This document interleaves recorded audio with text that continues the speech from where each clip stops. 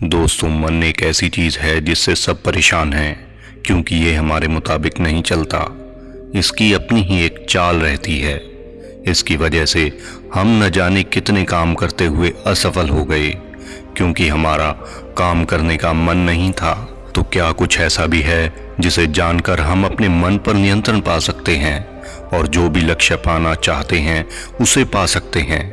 तो चलिए जानते हैं। एक बार बुद्ध अपने शिष्यों को ध्यान साधना करना सिखा रहे थे। तभी एक जिज्ञासु शिष्य ने पूछा कि हे तथागत, महापुरुषों ने कहा है कि जिस व्यक्ति ने अपना मन जीत लिया उसने जग जीत लिया। मन का जीवन में बहुत अधिक महत्व है। कृपया करके बताइए कि हम अपने मन के ऊपर कैसे नियंत्रण पा सकते हैं, क्योंकि व्यक्ति की असफलता का मुख्य कारण मन ही है। तो वो कौन सी साधना है जिससे हम अपने मन को वश में कर सकते हैं, जिससे हम जो भी काम करना चाहें उसमें सफल हो सकते हैं? शिष्य की बात सुनकर बुद्ध मुस्कुराते हैं। बुद्ध सभी को समझाते हुए कहते हैं कि मन बहुत चंचल होता है। चंचल का अर्थ है इसमें विचारों का बदलना इत्यादि शामिल है, जिसकी वजह से हम कभी तो बहुत अधिक खुश होते हैं तो कभी बहुत ज्यादा दुखी। बुद्ध आगे जो समझाते हैं वो कृपया आप सब लोग बड़े ध्यान से सुने। बुद्ध कहते हैं कि मन को नियंत्रित करना कोई मुश्किल काम नहीं, पर ये आसान भी नहीं है। लेकिन मन को नियंत्रित करने या मन को वश में करने से पहले हमें ये जानना होगा कि मन असल में है क्या और ये काम कैसे करता है। बुद्ध ने समझाया कि हमारा मन दो हिस्सों में बटा होता है, एक चेतन मन और दूसरा अवचेतन मन। चेतन मन को हम बुद्धि के नाम से भी जानते हैं। ये एक तरीके से फिल्टर जैसे काम करता है, यानी जो भी जानकारियां हमारे अंदर जाती हैं उसे जांचता है, परखता है, क्योंकि इसमें तर्क करने की क्षमता होती है, इसलिए ये सही गलत का चुनाव कर सकता है। परंतु अवचेतन मन ऐसा नहीं है, उसका कार्य अलग है।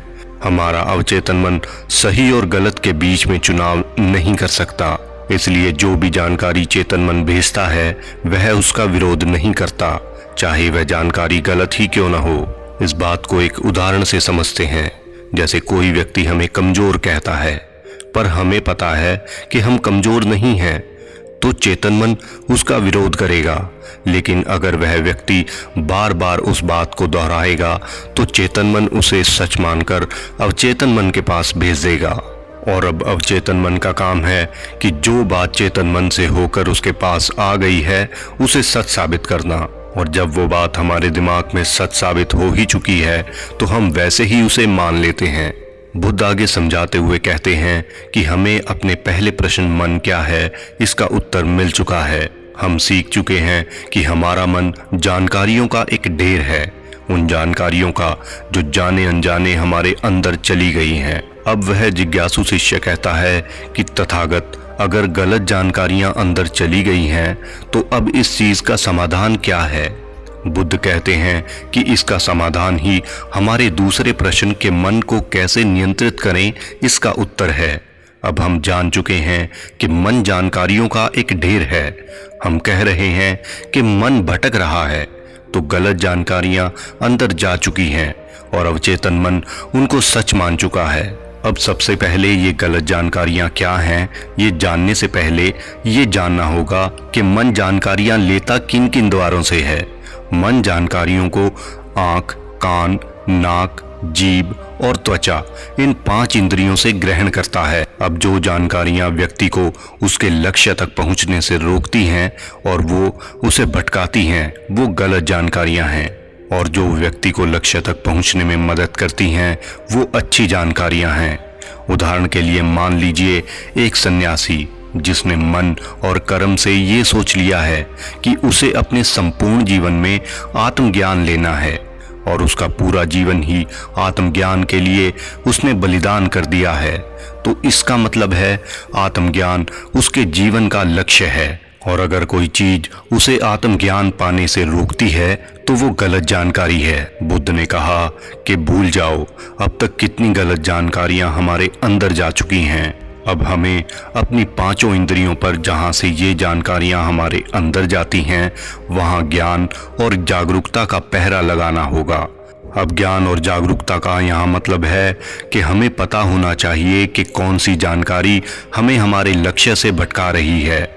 अब बात आती है कि ज्ञान और जागरूकता कहाँ से प्राप्त होगी, तो बुद्ध कहते हैं कि जब हम भजन करते हैं, पूजा पाठ करते हैं और ध्यान साधना करते हैं और ज्ञान से भरी पुस्तकें पढ़ते हैं, अच्छा आचरण करते हैं, अच्छे लोगों की संगति में रहते हैं और उनके साथ रहते हुए ज्ञान से भरी बातें करते हैं, तो हमें खुद ब खुद ज्ञान और जागरूकता की प्राप्ति हो जाती है। ये सब धीरे धीरे होता है, पर एक समय ऐसा आता है जब ये बाहर से आने वाली अच्छी जानकारियां हमारे अंदर की सारी गलत जानकारियों को खत्म कर देती हैं।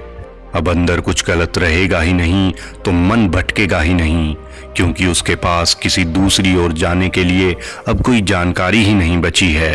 अब बुद्ध सरल भाषा में पूरी बात का निष्कर्ष समझाते हुए कहते हैं कि हमेशा इन दो बातों को अपने ध्यान में रखो। पहली ये कि मन को नियंत्रित करने का मतलब ये नहीं है कि हम मन को अपने इशारों पर चलाएं। मन कोई खेलने की चीज नहीं है। मन का अर्थ है कि मन की शक्तियों का उपयोग करके लक्ष्य की प्राप्ति करना, जो हम चाहते हैं वो हम पा लें।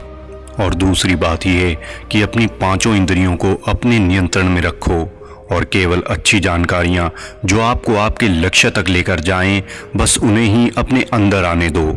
इसका साफ और सरल मतलब ये है कि वही सुनो जो लक्ष्य से जुड़ा हो, वही पढ़ो जो लक्ष्य से जुड़ा हो और वही देखो जो लक्ष्य से जुड़ा हो।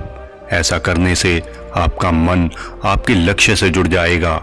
यानी जब आप अपने लक्ष्य के लिए मेहनत कर रहे होंगे तो मेहनत करने में आपका मन लगेगा। इस प्रकार ये मन खुद आपको अपने कंधों पर उठाकर आपको आपके लक्ष्य तक ले जाएगा। यानी वो आपके गुलाम जैसे काम करेगा और मन पूरी तरह आपके वश में आ जाएगा। दोस्तों, हमने ये जो पूरी प्रक्रिया आपको बताई, ये बिना योग साधना के पूर्ण हो ही नहीं सकती। तो इसलिए अपनी दिनचर्या से थोड़ा समय ध्यान और योग अभ्यास के लिए अवश्य निकालें। ध्यान व्यक्ति के आत्मचिंतन को मजबूत करता है, जिससे कहीं ना कहीं आपके आत्मनियंत्रण को भी बल मिलता है। तो दोस्तों, आशा करता हूँ कि आप इस वीडियो से कुछ सीख पाए होंगे।